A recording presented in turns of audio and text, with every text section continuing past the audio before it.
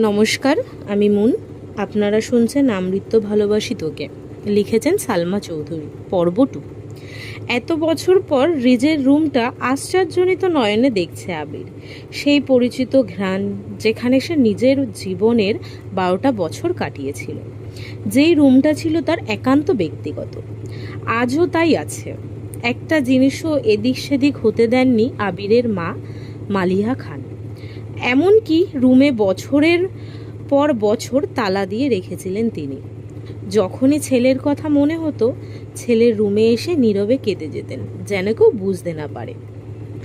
আবির রুমে ঢুকে লাগেজ খুলে নিজের পরনের টি শার্ট হাতে শাওয়ার নিতে চলে যায়। শাওয়ার শেষে বের হলেন একটা কফি কালারের টি শার্ট, একটা ট্রাউজার পরে, হাতে টাওয়ালে নিয়ে মাথায় চুল মুছতে মুছতে। খাটে বসে আছে তানভীর। লাগেজ নিয়ে এসে রুমেই বসে আছে সে। তানভীরকে দেখে আবির জিজ্ঞেস করছে, কি হলো, কিছু বলবি? তানভীর মুচকি হেসে জিজ্ঞেস করছে, আচ্ছা ভাইয়া, ওই লাগেজটা ধরতে দিলে না কেন? কি আছে ওইটাতে? আবির চক্ষুদয় উদ্বেগ স্পষ্ট, চোয়াল শক্ত করে উত্তর দিল, ওটাতে আমার পার্সোনাল কিছু জিনিস আছে। তানভীর হাসতে হাসতে উত্তর দেয়, সেই পার্সোনাল জিনিসগুলো দেখতে চাইছে আমার অবুঝ মন, কি করব বলো? স্বভাব সুলভ গম্ভীর কণ্ঠে উত্তর দিল আবির, কাউকে দেখানোর জিনিস আশা করি পার্সোনাল হবে না। তানভীর ভাইয়ের আপত্তি স্বর বুঝতে পেরে এই বিষয়ে আর কিছু বলেনি, শুধু জিজ্ঞাসা করে, বিকালে কি বের হবে?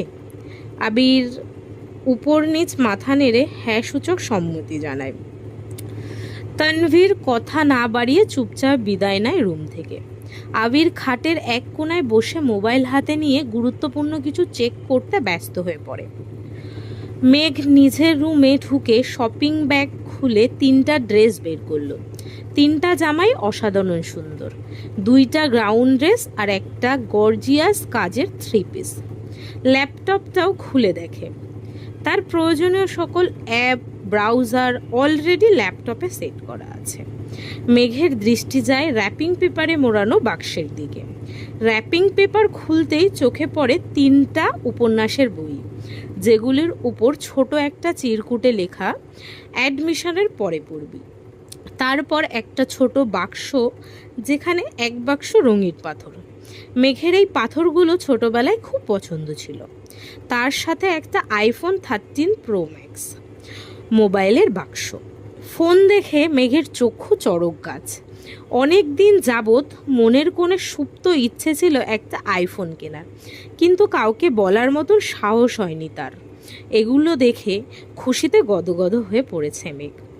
ইন্টার সেকেন্ড ইয়ারে পড়াকালীন মেঘের যখন কলেজ, প্রাইভেট, কোচিং সব মিলিয়ে ব্যস্ততায় দিন কাটছিল, তখন তানভীর তার পুরনো একটা ফোন দিয়েছিল মেঘকে।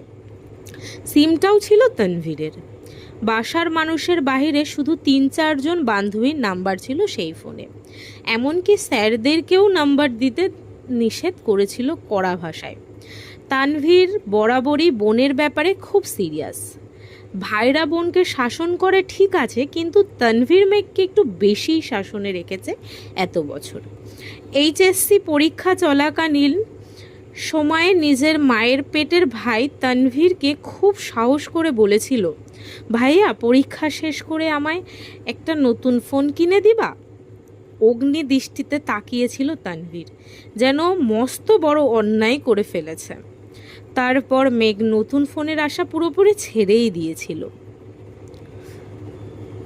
আজ সে না চাইতেই আইফোন পেয়ে গেছে, ল্যাপটপ পেয়ে গেছে, এ যেন মেঘ না চাইতেই জল। আর মনে ভাবছে, মনে হয় তানভীর ভাইয়া বলেছে ফোন আনতে আর ল্যাপটপ আনতে, না হলে উনি কিভাবে জানবে আমার ফোন নেই। এদিকে 1 ঘন্টা যাবৎ ফোনে মনোযোগ দিয়ে কি যেন কাজ করছে আবির। হঠাৎ আদি দৌড়ে এসে দাঁড়ায় দরজায়। আদি বলল, ভাইয়া তোমায় খেতে ডাকছে। আবির বলল, যা আসছি। 10 মিনিটের মধ্যে সাদা শার্ট পরে রেডি হয়ে নিচে নামলো আবির।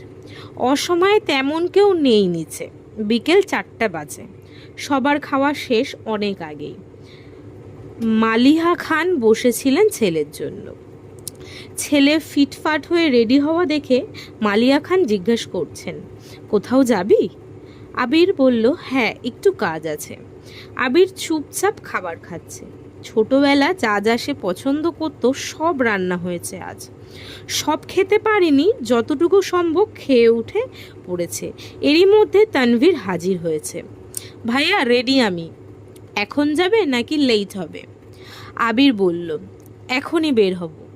মালিয়া খান রান্নাঘর থেকে ডেকে বলছেন, গাড়ি নিয়ে বের হবি না? চাবি নিয়ে যা। আবির বলল, গাড়ি লাগবে না আম্মু। দুই ভাই বের হয়ে গেল। যৌথ পরিবারগুলোর সবচেয়ে আনন্দময় সময় হলো সন্ধেবেলা। বাড়ির সকলে মিলে হইচই করে বিকালের নাস্তা খাওয়ায়, একটু টিভি দেখা, খেলাধুলা করা, আড্ডা দেওয়া।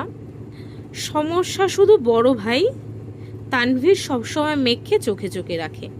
কি করছে কি না করছে, কখন খাচ্ছে, পড়াশুনো করছে কি না, এসব কিছু দেখায় যেন তার একমাত্র কাজ।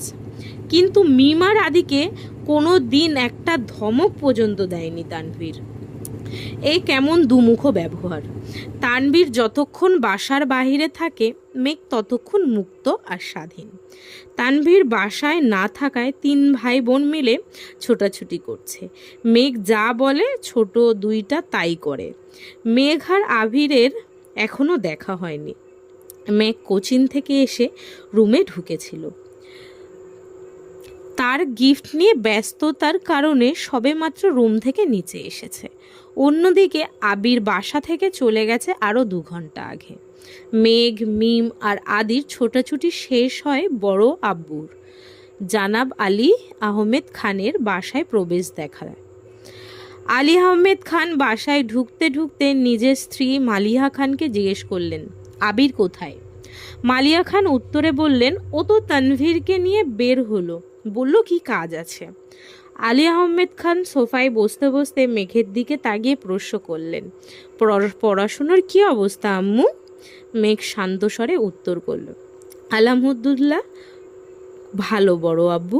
তবে তবে কি? প্রশ্ন করলেন আলী আহমেদ খান।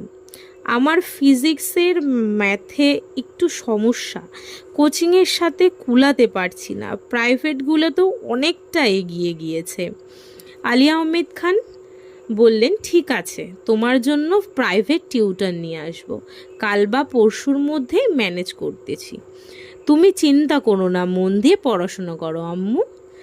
তোমার ভাই তানভীর তো আমার কোনো কথা শোনে না, আর না শুনে তোমার আব্বুর কথা। কোথা থেকে মাথায় ভূত চেপেছে রাজনীতি করবে। পড়াশোনার গুরুত্ব না দিয়ে রাজনীতিতে গুরুত্ব দিচ্ছে। তুমি পড়াশোনা করো ভালো করে, মেডিকেলে অথবা ঢাকা বিশ্ববিদ্যালয়ে যেন চান্সটা হয়ে যায়। জি বড় আব্বু, চেষ্টা করব। খেয়েছো কিছু তোমরা? আলী আহমেদ খান জিজ্ঞেস করলেন। এবার উত্তরটা মিম দিল, হ্যাঁ বড় আব্বু, খেয়েছি আমরা। ঠিক আছে, এখন রুমে গিয়ে পড়তে বসো। 3 ভাই বোন কোনো কথা না বলে 3 দিকে যে যার রুমে চলে যায়। রাত 9টায় বাড়িতে ঢুকে আবির আর তানভীর। খাবার টেবিলে খেতে বসেছেন 3 ভাই আর আদি। মিম, মেঘ কেউ নেই। রান্নাঘরে 3 যা খাবার রেডি করছে। বিকালে আবির সাদা শার্ট পরে বেরিয়েছিল। সাদা শার্টের 2-3 জায়গায় একটু একটু রক্ত লেগে আছে, আর আবিরের হাতে 3টা ওয়ান টাইম ব্যান্ডেড লাগানো। নজরে পড়ে ইকবাল খানের। কিরে আবির, তোর হাতে কি হয়েছে? শার্টেই বা দাগ কিসের? এই কথা শুনে ছুটে আসেন মালিহা খান। কি হয়েছে আবির? বুকের ভিতর ছ্যাদ করে উঠেছে। একমাত্র ছেলের শরীরে একটা আঁচড়ও মা সহ্য করতে পারেন না। আবির বললেন, তেমন কিছু না, হাতে একটু লেগেছে, ঠিক হয়ে যাবে, চিন্তা করো না। আর কথা না বাড়িয়ে সিঁড়ির কাছে চলে যায় আবির। আলী আহমেদ খান ছেলের দিকে তাকিয়ে প্রশ্ন করেন, খাবে না? আবির বলল, না আব্বু, বিকেলে খেয়েছি, খিদে নেই। এই বলে রুমের দিকে চলে যায় আবির। আবিরের কণ্ঠ শুনে মেঘ রুম থেকে বের হয় তাড়াতাড়ি। এতগুলো গিফট দিল, অবশ্যই ধন্যবাদ জানানো উচিত। 7 বছরের ভাইয়ের মুখটাও দেখেনি সে। কিন্তু মেঘ রুম থেকে বের হতে হতেই আবির রুমে ঢুকে পড়েছে। মেঘের চোখ মুখের নীরবতা নিচে গিয়ে সবার সাথে খেতে বসে। তানভীরও খেতে বসেছে হাত মুখ ধুয়ে। ইকবাল খান তানভীরের উদ্দেশ্যে বলে, তুই তো ছিলি আবিরের সাথে, কি হয়েছে বল? তানভীর বলল, চাচ্চু আমি তো ভাইয়ার সাথে বের হয়েছিলাম, কিন্তু পরে আমি পার্টি অফিসে চলে গিয়েছিলাম, তাই সঠিক জানি না। মেঘ যেন কিছুতেই বুঝতে পারছে না। বাড়িতে এসেছে 7-8 ঘন্টা হয়ে গেছে মানুষটার, অথচ সে এখনো দেখেইনি তাকে। তার মধ্যে আবার কি অঘটন ঘটিয়েছে। সে শুধু চাচ্চু আর ভাইয়ার মুখের দিকে তাকাচ্ছে বারবার।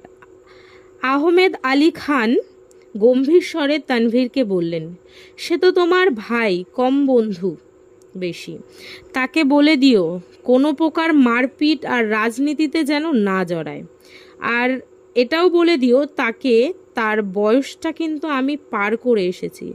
তাকে দেশে এনেছি মারপিট করার জন্য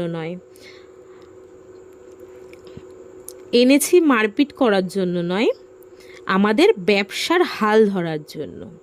তানভীর বলল, আসলে বড় আব্বু সামান্য হাত কেটেছে ভাইয়ার। আলু আহমেদ খান বলল, থাক, আমায় কিছু বোঝাতে হবে না। কোনটা মারপিটের কাটা আর কোনটা কেটে যাওয়া আমি তা বুঝি। তুমি তো নিজের রাস্তা বেছেই নিয়েছো, অন্তত তাকে বুঝাও এসবে যেন না জড়ায়। তানভীর বলল, জি বড় আব্বু। মেঘ আচমকা প্রশ্ন করে বসে, কি হয়েছে? তানভীর মেঘের দিকে চোখ রাঙিয়ে তাকিয়ে বলে, তুই চুপচাপ খা।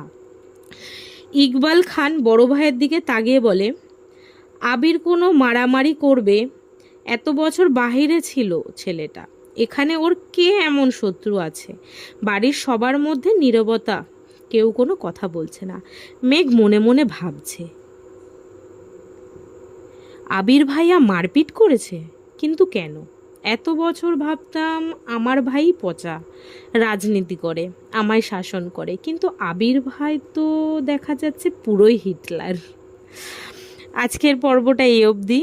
আবার পর্ব 3 কালকে সবাই পাবে। আশা করছি সবার খুব ভালো লাগবে। তো শুনতে থাকো, সবাই পাশে থেকো। চেষ্টা করছি ভালোভাবে করার, আরও করব। ধন্যবাদ সবাইকে।